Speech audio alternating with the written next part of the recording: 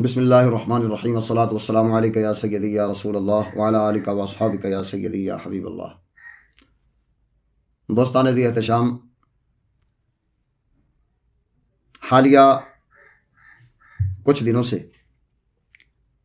مرزا جہلمی نے مفتی سمر عباس کی آواز کو اٹھایا اور اس کے بیان کردہ حدیث مبارک کے مفہوم کو گستاخی کا نام دے کر شور شرابہ ڈالا، اور اس شور شرابے کی وجہ سے جو اس کے فالورز یا اس کے چیلے چمچے کہہ لو، یا وہ نوجوانوں کا طبقہ جو علم و فہم سے تو دور ہیں لیکن اس کی باتوں میں مبتلا ہو کر وہ دین اسلام پر، صوفیاء پر، اولیاء پر زبان درازیاں، حتیٰ کہ اسلام کے خلاف ہی زبان درازیاں وہ کرنا شروع کر دیتے ہیں۔ علماء اسلام جن کو سید الانبیاء علیہ تحیت و ثناء نے وارث قرار دیا، ان علماء کرام کے خلاف ہی زبان درازیاں کرتے ہیں اور گالی گلوچ کرتے ہیں، اور ان کو کہتے ہیں کہ تمہاری کتے سے بھی کم قدر سمجھتے ہیں ہم۔ اور یہ میں نے خود اس طرح سے کئی چیزیں دیکھی ہیں اور سنی ہیں، اس طرح کی بکواسات جو لوگ کر رہے تھے۔ اب ان علماء کے خلاف، ان ورثاء کے خلاف مرزا جہلمی کی یہ کمپین، اس کا مقصد دراصل لبرلزم کو، سیکولرزم کو ہوا دینا ہے اور لوگوں کو بے لگام کرنا ہے کہ جس کے منہ میں جو آئے وہ بکتا جائے، اس کو کوئی روکنے اور پوچھنے والا نہ ہو۔ اپنی طرف سے جو ہے وہ آیت کا معنی کرے، غلط کرے، صحیح کرے، وہ جیسا معنی مراد لے لے، اس کی مرضی ہے۔ حدیث مبارک کو اپنے طریقے سے پڑھے اور اس کا اپنے ذاتی طور پر معنی کرے، جیسا کرے وہ صحیح کرے یا غلط کرے، اس کو کوئی پوچھنے والا نہ ہو۔ پہلا مقصد اس کا یہ تھا۔ دوسرا مقصد اس کا یہ تھا کہ گستاخی رسول کرنے والوں کے لیے سزا نہ ہو، تاکہ جس کا من آئے وہ سید عالم صلی اللہ علیہ وسلم کی شان میں توہین کرے، جس کا دل آئے وہ قرآن کی توہین کرے، جس کا دل آئے وہ خدا تعالیٰ کی توہین کرے، اس کو کوئی روکنے والا نہ ہو۔ اس مقصد کے لیے اس نے حدیث مبارک کے اس معنی اور مفہوم کو استعمال کیا۔ اب کچھ لوگ ایسے ہیں جنہوں نے کہا دیکھو جی، مفتی سمر عباس کا دفاع کرنے کے لیے شاہ صاحب میدان میں نکلے ہوئے ہیں۔ تو میری گزارش ان بے وقوف اور احمق لوگوں سے ہے کہ میں نے مفتی سمر عباس کا دفاع کیا ہے یا وہ حدیث مبارک بیان جتنے کرنے والے لوگ ہیں ان کا دفاع کیا ہے؟ واری بکری دے لفظ کس کس نے بولے نے وہ تو پتہ کوئی نہیں، پتہ سب کو ہے، لیکن مسئلہ یہ ہے کہ بات کو غلط رنگ دینا اپنے نفس کے خواہش کے مطابق، یہ لوگوں کا طریقہ بن چکا ہے۔ تو ہم پہلے ہی واضح کر دیں کہ مفتی سمر عباس صاحب کا دفاع کرنا وہ ہمارا مقصد نہیں، بلکہ سید عالم صلی اللہ تعالیٰ علیہ وسلم کی اس حدیث مبارکہ کے تحت جتنے ائمہ کرام نے یہ شرح بیان کی ہے کہ منافق کی مثال اس بکری کی طرح ہے جو اپنی شہوت کے لیے بین الغنمین پھرتی ہے، دو ریوڑوں کے درمیان کبھی ادھر کبھی ادھر پھرتی ہے، یہ والا معنی اکثر شارحین نے کیا ہے۔ تو ان شارحین کا دفاع کرنا مقصد ہے، اور ان شارحین سے یہ شرح لے کر آگے بیان کرنے والے ان سب کا دفاع کرنا مقصد ہے۔ خواہ ایسا عالم دین ہو کہ جس کی ہر بات کے ساتھ ہم اتفاق کرتے ہوں، خواہ ایسا بندہ ہو کہ جس کی بہت ساری باتوں کے ساتھ ہم اختلاف کرتے ہوں۔ ہم نے یہ امتیاز تو رکھا ہی نہیں ہے، چونکہ سمر عباس کا نام اس نے ایک لے کر فتنہ اٹھایا تو ظاہر ہے اس کا نام لے کر وضاحت کرنا ضروری تھی، ورنہ کچھ مفتی سمر عباس نے اکیلے یہ تھوڑی بیان کی ہے۔ مفتی احمد یار خان نعیمی گجراتی، کیا انہوں نے بیان نہیں کی؟ اس طرح ان سے لے کر اوپر تک جتنے محدثین کرام ہیں، کیا انہوں نے شروحات میں ایسی باتیں نہیں کی؟ اس حدیث مبارک کے تحت اکثر شارحین نے یہی بات کی ہے۔ لہذا ہمارا دفاع کرنا وہ حدیث کے لیے ہے، حدیث کے اس مفہوم کے لیے ہے جو ائمہ کرام نے بیان کیا، نہ کہ کسی ایک فرد واحد مفتی سمر عباس صاحب جیسے شخص کے لیے، بلکہ جتنے حضرات بھی اس حدیث مبارک کو بیان کر چکے ہم ان سب کا دفاع کر رہے ہیں۔ اور اگلی بات، اب مرزا جہلمی نے نئی خیانت کیا کی ہے، اس نے نئی بکواس یہ کی ہے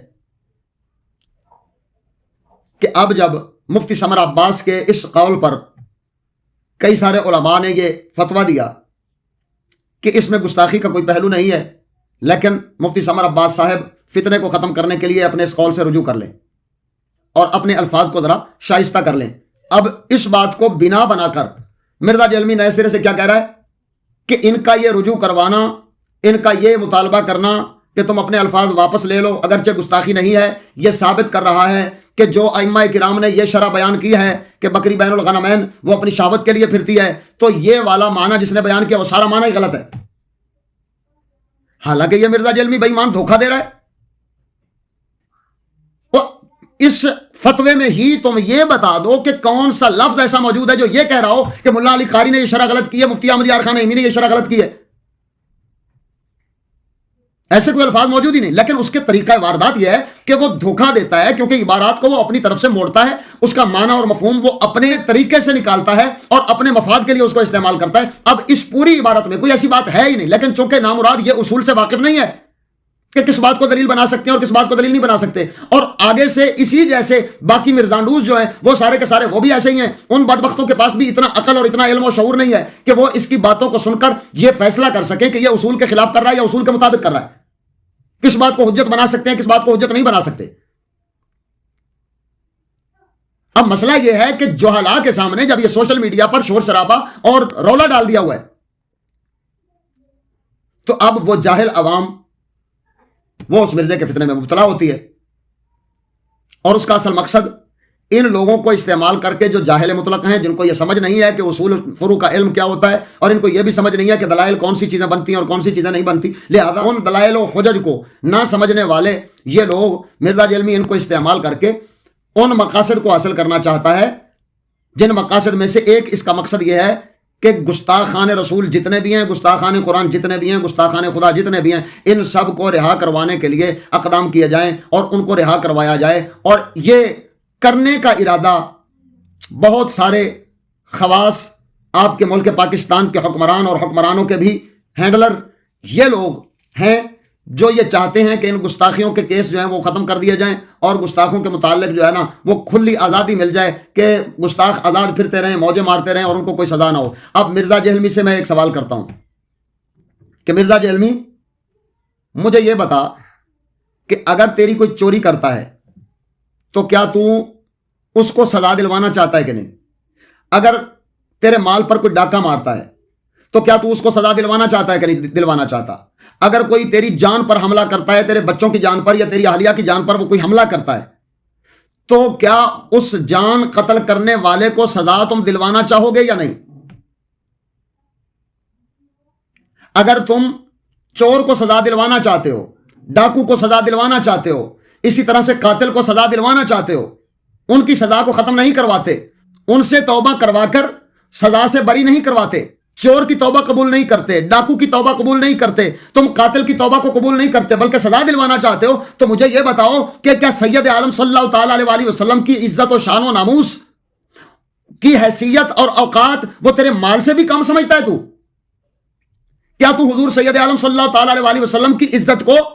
اپنی جان، اپنے بچوں کی جان اور اپنی اہلیہ کی جان سے کم سمجھتا ہے کہ اپنی اہلیہ کے قاتل کو تو سزا دلوانا چاہتا ہے، اپنے قاتل کو تو سزا دلوانا چاہتا ہے، اپنے بچے کے قاتل کو تو سزا دلوانا چاہتا ہے، لیکن ظالم رسول اللہ صلی اللہ تعالی علیہ وآلہ وسلم کو گالیاں دینے والا وہ آسیہ ملعونہ کے جیسی گستاخ رسول، اس کو باعزت بری کر دیا اور کہاں سے کہاں تک پہنچا دیا. اور جو باقی بیٹھے ہیں تو ان کا بھی دفاع کرنا چاہتا ہے کہ ان کو بھی تم آزاد کروا لو اور آزاد کروا کے ان کو کہو کہ چلو جی توبہ کر لی ہے، توبہ سے اب تمہارا معاملہ ختم ہو گیا ہے، اب تمہیں کوئی پوچھنے والا نہیں ہے. تو پھر اپنے قاتل کی توبہ کو بھی قبول کر لینا اور کھلی آزادی دے. یہ ساتھ میں سیکیورٹی گارڈ اور یہ تہ خانوں میں چھپ کر کیوں بیٹھا ہوا ہے؟ نکل باہر دنیا میں، موقع ملے تاکہ تیرے قاتل کو تجھ تک پہنچنے کا اور تجھے قتل کرنے کا، اور ساتھ میں یہ اعلان کر دے بلکہ ہو سکے تو جا کے عدالت میں یہی اپنا دعویٰ پیش بھی کر دے کہ جیسے میں گستاخی رسول کرنے والوں کے لیے توبہ کو قبول کرنے کا قائل ہوں، ویسے ہی میں اپنے قاتل کو توبہ کرنے کے بعد چھوڑ دینے کے قائل ہوں، لہذا اس کو کوئی سزا نہ دی جائے. لیکن بھائی مان آدمی، اگر تم اپنے قاتل کو نہیں چھوڑ سکتے، تم مال کے چوری کرنے والے اور ڈاکہ مارنے والے کو تم نہیں چھوڑ سکتے، کسی پر ظلم کرنے والے کو تم نہیں چھوڑ سکتے، وہ کہتے ہو کہ اس کو سزا ملنی چاہیے، تو کیا سید عالم صلی اللہ تعالی علیہ وآلہ وسلم کی عزت و ناموس اتنی سستی اور اتنی ہلکی جان لی تم نے؟ شرم نہیں آتی؟ ڈوب نہیں مرتے ہو؟ اور یہ جو مرزے کے چیلے ہیں وہ بدبختوں، کیا تمہیں بھی اتنی عقل نہیں ہے کہ یہ کر کیا رہا ہے؟ اور یہ ان لوگوں کا دفاع کرنے کی کوشش کر رہا ہے جنہوں نے قرآن پر علیہ باللہ کئیوں نے انزال کیا، کئیوں نے سید عالم صلی اللہ تعالی علیہ وآلہ وسلم کو گالیاں بکی، کسی نے اسلام کو کالا قانون بکواس کیا، کسی نے کچھ بکواس کی، کسی نے کچھ بکواس کی، ہر کوئی اپنی گستاخیوں کی، کسی نے الٹا، کئی تو ایسے بے ایمان ہیں جنہوں نے الٹا نبوت کا دعویٰ کیا ہے. اور جب مرزائی اور قادیانی کو غیر مسلم قرار دے کر گستاخ رسول قرار دیتے ہو تو مجھے یہ بتاؤ کہ پھر وہ لوگ جو اس مرزا دجال کے بھی بعد یہ کہنے والے ہیں الیاذ باللہ تعالیٰ کہ ان پر کوئی نبوت اور وحی آتی ہے وغیرہ وغیرہ، اس طرح کی بکواسات کرتے ہیں، ایسے ایسے گستاخ پکڑے ہوئے ہیں، ایسے ایسے گستاخوں کو قید کر کے رکھا ہوا ہے اور ان سب گستاخوں میں سے کسی ایک کو بھی قتل کی سزا نہیں سنائی گئی آج تک پاکستان میں. بس وہ قید میں پڑا مر گیا تو مر گیا، یا اگر موقع ملا تو اس کو چھوڑ کر جیسے آسیہ ملعونہ کو باہر پہنچایا ویسے ہی باہر پہنچا دیا. اب مرزا جہلمی ایک طرف یہ بکواس کرتا ہے کہ میرے نبی سا ہے ہی کوئی نہیں، اور دوسری طرف مرزا جہلمی وہ بے ایمان اپنے قاتل، اپنے بچوں کے قاتل، اپنی بیوی کے قاتل، یا اپنے اقربا رشتہ داروں کے قاتل، یا عام کسی انسان کے قاتل کو سزا دینے کی بات کرتا ہے اور کہتا ہے کہ ہاں اس کو سزا ملنی چاہیے. لیکن سید عالم صلی اللہ تعالی علیہ وسلم کے عزت و ناموس کی اتنی قدر بھی نہیں جانتا بے ایمان کہ حضور کی عزت و ناموس اس کے بچوں سے زیادہ ہے، اس کی اپنی جان سے زیادہ، بلکہ پوری کائنات کی جانوں سے زیادہ ہے حضور صلی اللہ تعالی علیہ وسلم کی عزت و ناموس. لیکن کیسے بے وقوف ہو اور احمق ہو جو تم دھوکہ کھا کے اس میں مبتلا ہو رہے ہو. افسوس ہے تم پر.